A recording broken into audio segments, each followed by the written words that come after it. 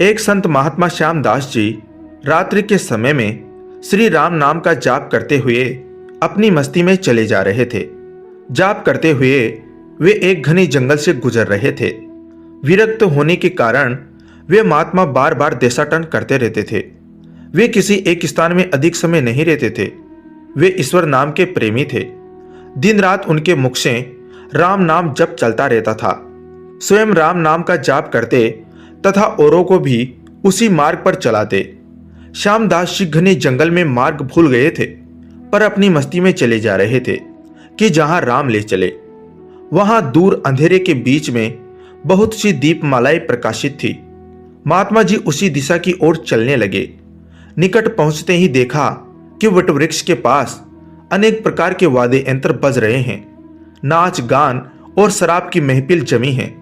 कई स्त्री पुरुष साथ में नाचते, कूदते, हंसते तथा औरों को हंसा रहे हैं। उन्हें महसूस हुआ कि वे मनुष्य नहीं, प्रेतात्मा हैं। श्यामदास जी को देखकर एक प्रेत ने उनका हाथ पकड़कर कहा, ओ मनुष्य, हमारे राजा तुझे बुलाते हैं, चल। वे मस्त भाव से राजा के पास गए, जो सिंहासन पर बैठा था। वहां राजा के इर्द गिर्द कुछ प्रेत खड़े थे। प्रेतराज ने कहा, तुम इस ओर क्यों आए? हमारी मंडली आज मदमस्त हुई है। इस बात का तुमने विचार नहीं किया?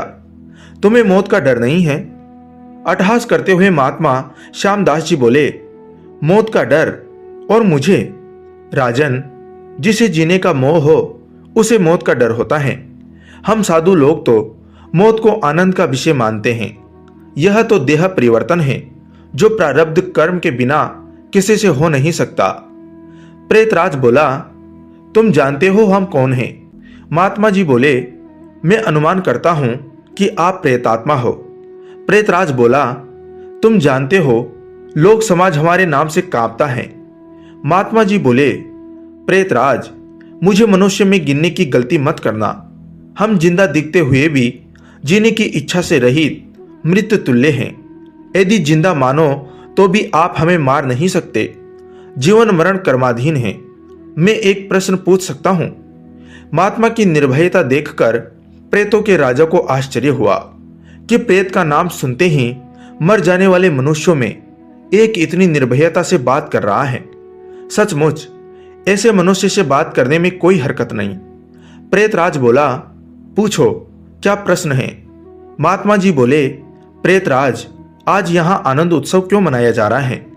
प्रेतराज बोला, मेरी इकलौती कन्या योग्य पति न मिलने के कारण अब तक कुंवारी है, लेकिन अब योग्य जमाई मिलने की संभावना है। कल उसकी शादी है, इसलिए यह उत्सव मनाया जा रहा है। महात्मा जी हंसते हुए बोले, तुम्हारा जमाई कहाँ है? मैं उसे देखना चाहता हूं।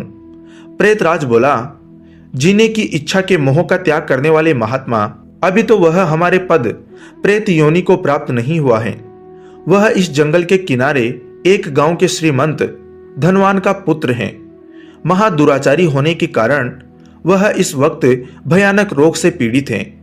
कल संध्या के पहले उसकी मौत होगी, फिर उसकी शादी मेरी कन्या से होगी। इसलिए रात भर गीत, नृत्य और मद्यपान करके हम आनंद उत्सव मनाएंगे। श्यामदास जी वहां से विदा होकर श्री राम नाम का जाप करते हुए जंगल के किनारे के गांव में पहुंचे। उस समय सुबह हो चुकी थी। एक ग्रामीण से महात्मा ने पूछा, इस गांव में कोई श्रीमान का बेटा बीमार है?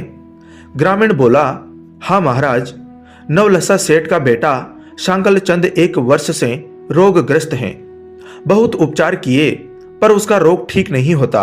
महात्मा बोले, क्या वे जैन धर्म पालते हैं? ग्रामीण ने जवाब दिया, उनके पूर्वज जैन थे, किंतु भाटिया के साथ व्यवहार करते हुए अब वे वैष्णव हुए हैं। महात्मा नवलसा सेठ के घर पहुंचे। शांकल चंद की हालत गंभीर थी। अंतिम घड़ियां थी, फिर भी महात्मा को देखकर माता पिता को आशा की किरण दिखी। उन्होंने महात्मा का स्वागत किया। सेठ पुत्र के पलंग के निकट आकर महात्मा राम नाम की माला जपने लगे। दोपहर होते होते लोगों का आना जाना बढ़ने लगा। महात्मा बोले, क्यों शांकल चंद, अब तो ठीक हो? शांकल चंद ने आंखें खोलते ही अपने सामने एक प्रतापी संत को देखा तो रो पड़ा। बोला, बाबा जी, आप मेरा अंत सुधारने के लिए पधारे हो। मैंने बहुत पाप किए हैं, भगवान के दरबार में क्या मुंह दिखाऊंगा। फिर भी आप जैसे संत के दर्शन हुए हैं, यह मेरे लिए शुभ संकेत है। इतना बोलते ही उसकी सांस फूलने लगी, वह कांसने लगा। बेटा, निराश न हो, भगवान राम पतित पावन है। तेरी यह अंतिम घड़ी है, अब काल से डरने का कोई कारण नहीं। खूब शांति से चित्तवर्ती के तमाम विवेक को रोककर श्री राम नाम के जप में मन को लगा दे। राम नाम जाप में लग जा। दिन ढलते ही संकल चंद की बीमारी बढ़ने लगी। वैद्य हकीम बुलाए गए, हीरा भस्म आदि कीमती औषधियां दी गई, किंतु अंतिम समय आ गया। यह जानकर महात्मा जी ने थोड़ा नीचे झुककर उसके कान में राम नाम लेने की याद दिलाई। राम बोलते ही उसके प्राण फकेरू उड़ गए। लोगों ने रोना शुरू कर दिया। शमशान यात्रा की तैयारियां होने लगी। मौका पाकर महात्मा जी वहां से चल दिए।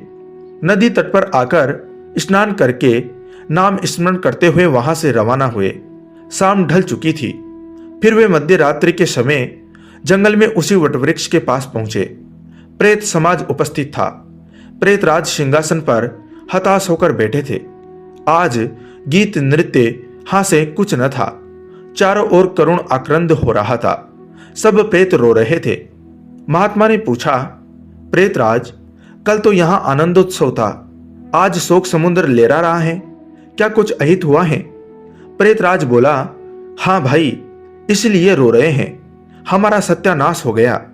मेरी बेटी की आज शादी होने वाली थी, अब वह कुंवारी रह जाएगी।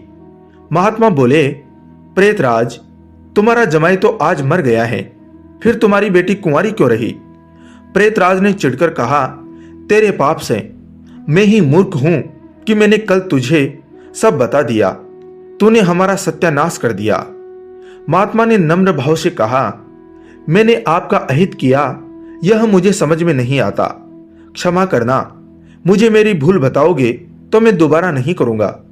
प्रेतराज ने जलते हृदय से कहा, यहां से जाकर तूने मरने वाले को नाम स्मरण का मार्ग बताया और अंत समय में भी राम नाम कहलवाया।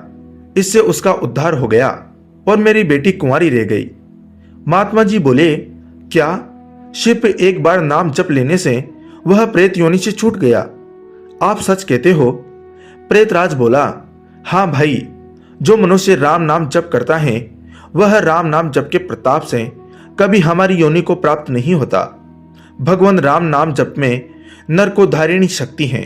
प्रेत के द्वारा राम नाम का यह प्रताप सुनकर महात्मा जी प्रेमाश्रु बहाते हुए समाधि में लीन हो गए। उनकी आंखें खुली, तब वहां प्रेत समाज नहीं था। बाल सूर्य की सुनहरी किरणें वट वृक्ष को शोभायमान कर रही थी।